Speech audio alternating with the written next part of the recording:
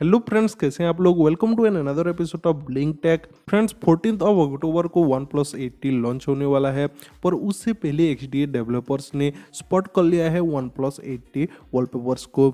और ऐसा बताया जा रहा है कि OnePlus 80 इन वॉलपेपर्स के साथ आ सकता है, क्योंकि ये वॉलपेपर्स के नेम के साथ स्पॉट हुए हैं।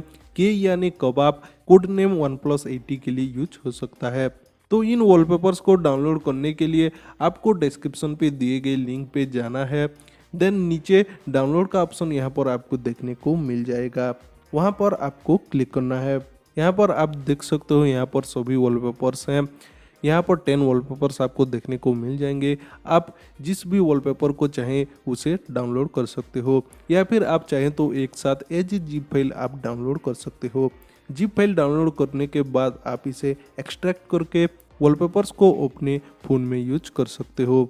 तो फ्रेंड्स, ये था कैसे आप OnePlus 80 वॉलपेपर्स को अपने स्मार्टफोन्स में यूज कर पाओगे OnePlus 80 लॉन्च होने से पहले।